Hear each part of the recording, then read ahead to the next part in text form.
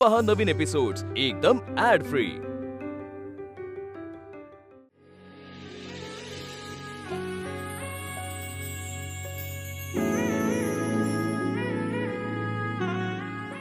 मला का नाही विचारलं?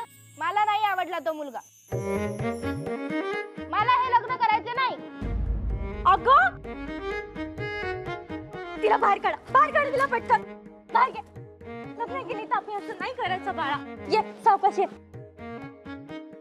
कुठे चाललीस? बस इकडे बस। लाज नाही वाटत असं बोलायला? हा अगं काकू किती मारशील? लग्न आहे ना माझं।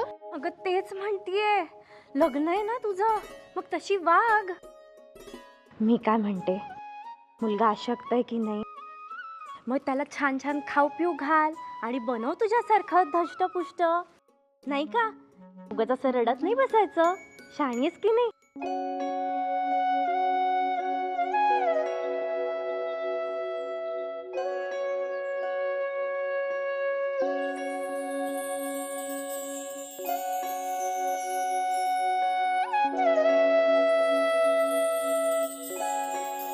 कुणाशी तरी जमवून घ्यायचं, याच्यात काय वाईट आहे? बिना आईचा आहे म्हणजे सासूचा जाच नाही। बरं घराणं शिकलेल्या माणसांचं म्हणजे तुला फार त्रास द्यायचे नाही।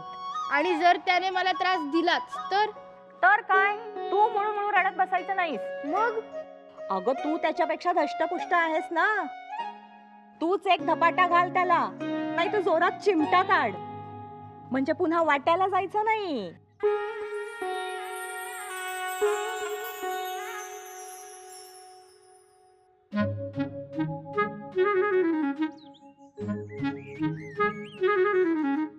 अहो वंच काय धडे देताय? लक्तरे निघतील सासरी असं वागली तर। ऐक माझं, आज लग्न आहे की नाही तुझं? काकू ह्यांना बोलवू?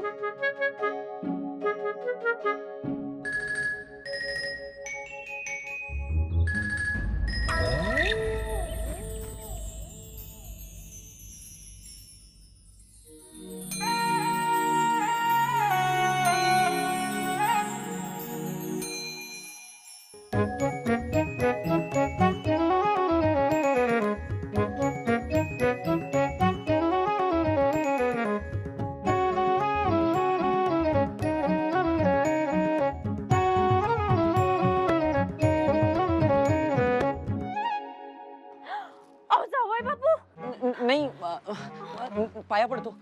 हा गुरुजी म्हणले थोडा वेळ पाय मुक।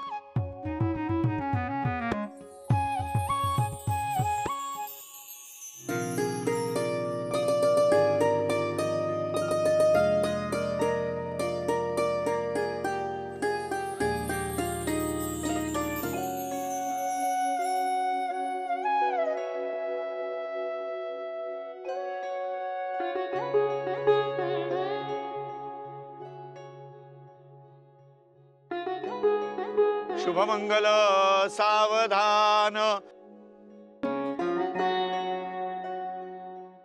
मुलीच्या मामाने मुलीला घेऊन यायचंय।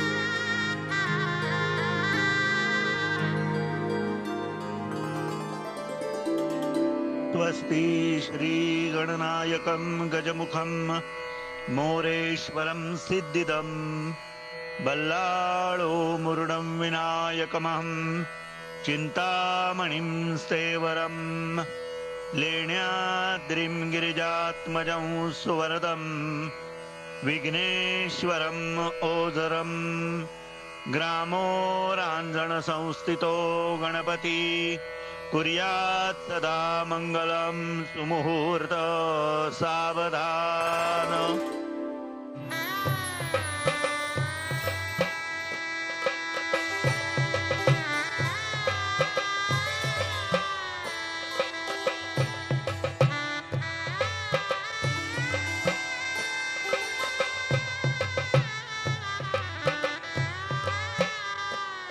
तुझ्या तुलने भाप्याचं पितर आहे.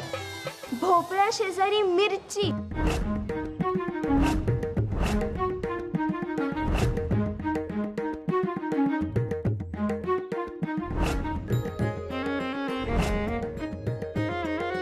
शुभमंगल सावधान.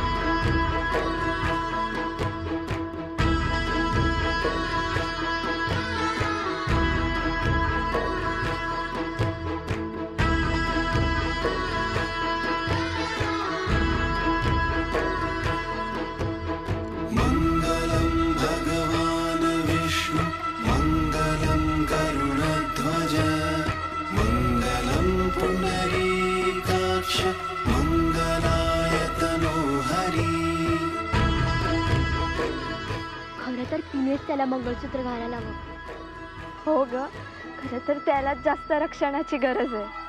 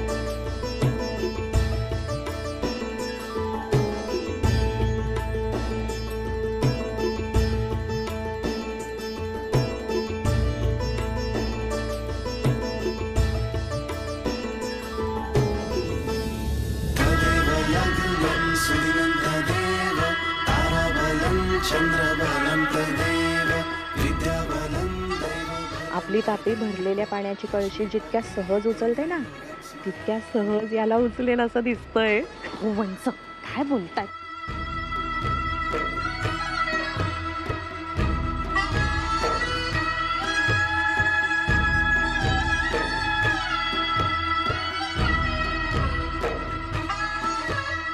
सुखी राहा.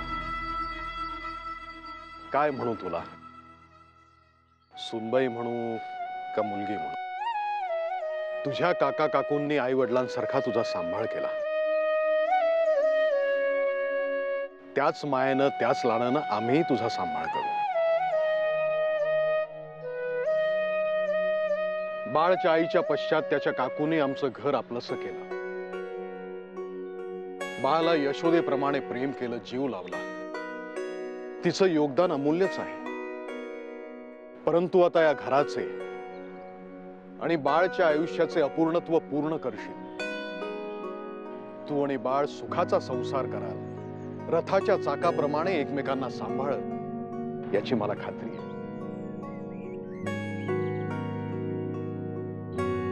सौभाग्यवती भव. अहो, सुनबाई ह्या बाळाच्या तुलनेत अगदीच धष्टपुष्ट आहेत म्हटलं. नाही म्हणजे तराजूचे पारडे एकाच बाजूला झुकलेले राहणार. आपला बाळ नेहमीच हवेत तरंगत राहायला नको. तराजूच्या दोन्ही पारड्यांची एकच जबाबदारी असते, कायम समतोल साध्य करायचा. ज्याच्याकडे काही कमी असेल तर दुसऱ्यांना आपली साथ देऊन त्याला आपल्या सोबत आणायचं.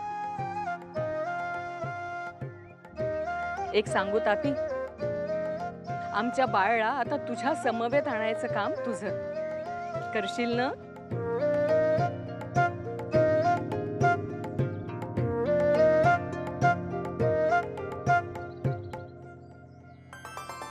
अष्टपुत्र सौभाग्यवती भव.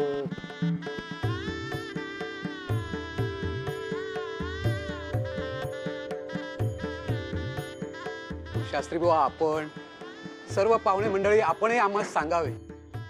हा सोहळा संपन्न करण्यात आमच्याकडून काही उणीव तर जाणवली नाही ना? नाही, तसे असेल तर अगदी निसंकोचपणे सांगा.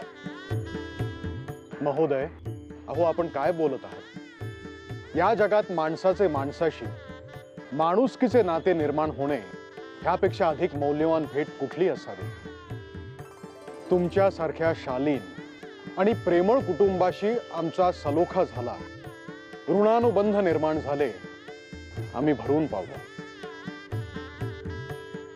खरेच आहे.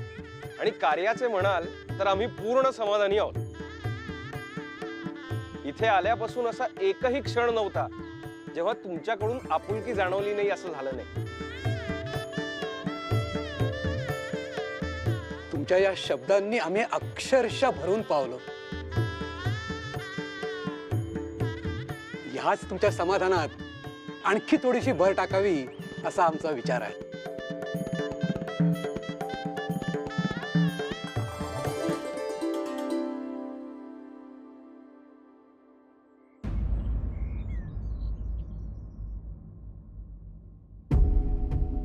जावई बापू, आपण आमची लहानशी भेट स्वीकार करावी. शास्त्री बुवा, आमची तापी जराशी अल्लड आणि असमंजस आहे, त्यामुळे तिचे काही चुकले माकले तर मोठ्या मनाने सांभाळून घ्या, हीच विनंती. माफ करा.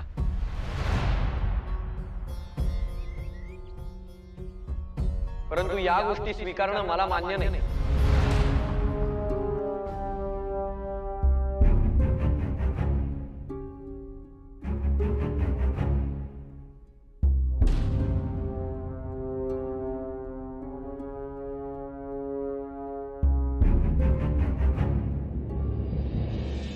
काय वरदक्षिणा घेण्यास नकार दिला?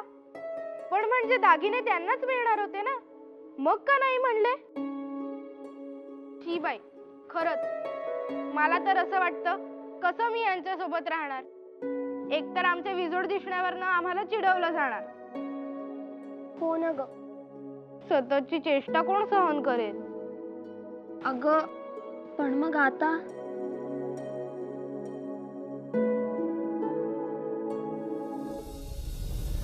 जावई बापू, अहो शास्त्री बुवा, असा रीतीमध्ये खंड पाडू नका हो.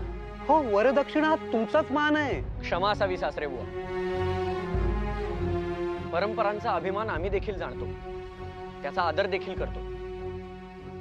परंतु ज्या चालीरीती अशा व्यवहार करू पाहतात त्या आम्हास मान्य नाही. बाळ शांत हो. मी काय म्हणालो होतो विसरलास? नाही नाना, विसरलो नाही. परंतु मी सर्वांच्या लक्षात आणून देऊ इच्छितो की ही वरदक्षिणा मला मान्य नाही. मी ती स्वीकारणार नाही.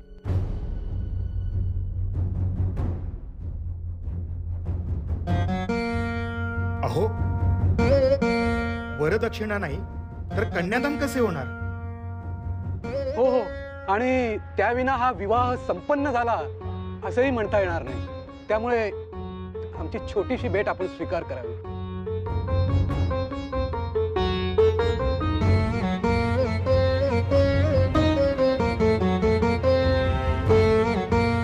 माझा प्राण गेला तरी मी हे स्वीकारणार नाही. बाळ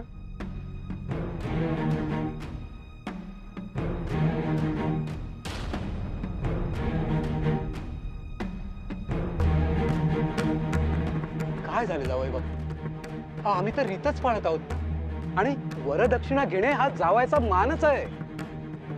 शास्त्री बुवा, तुम्ही तरी सांगा त्यांना. पण मला ते मान्य नाही. बाळ, अरे अहो, हे काय चालले आहे बाळचे आता? अरे बाळ, ह्यात काय चूक वाटतेय तुला?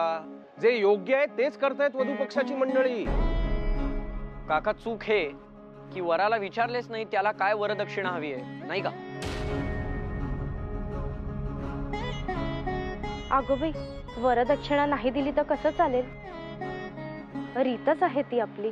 सासूबाई, मी वरदक्षिणा नको असे नाही म्हणलो. ही वरदक्षिणा नको असे म्हणतोय. म्हणजे अहो, या सोन्याच्या दागिन्याहून मौल्यवान असे अजून काय हवे आहे आपणास? नाही, तसे काही हवे असल्यास तर ते सांगा. अगदी निसंकोचपणे सांगा. खरेच द्याल? अहो जावई बापू, तुम्ही मागून तर बघा. बघा हा, शब्द पाळावा लागेल. हो हो, अहो काय हिरे, माणक, मोती काय हवं ते मागा. अहो, म्हणाल ते उंची कपडे सुद्धा देऊ. हो हो, आणि घर, जमीन काय हवं काय तुम्हाला? तुम्ही सांगा फक्त. पुस्तके द्या. काय?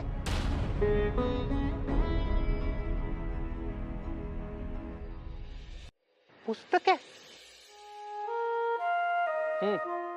अत्यंत मौल्यवान, दुर्मिळ, खरी खुरी संपत्ती, अस्सल धन, माझी तीच एकमेव मागणी आहे. अहो, ही काय चेष्टा आहे जावई बापू? वरदक्षिणा म्हणून कोणी पुस्तके मागतं का? अहो, पण या दागिन्यांचा मला काय उपयोग? अरे बाळ, ते धन आहे. आज ना उद्या त्याचा उपयोग होईल. विद्या ददाति विनयम, विनया द्याति पात्रताम, पात्रत्वात् धनमाप्नोति, धनाधर्मात् ततः सुखम. अर्थात विद्येने आपण विनयशील होतो, विनयामुळे आपल्याला पात्रता प्राप्त होते, योग्यतेमुळे आपल्याला धनप्राप्ती होते. त्याच धनाचा वापर करून आपण धर्म कार्य करू शकतो, ज्यानीच आपल्याला अंतिम सुख प्राप्त होतं. काका, आता तुम्हीच मला सांगा, असे विद्ये विना धन काय उपयोगाचे? उलट मला ज्ञानाचाच उपयोग होणार आहे.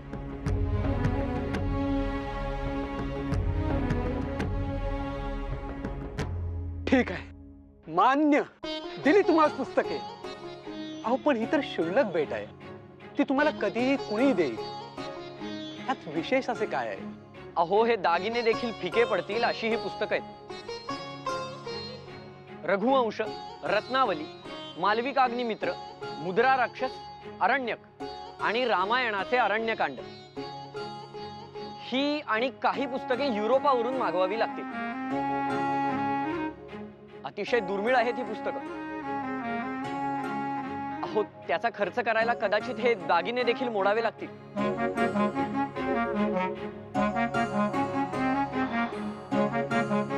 याच्या समोर तोंडाला कुलूप घातलेलेच बरे. दादा आता तुम्हीच सांगा काय ते.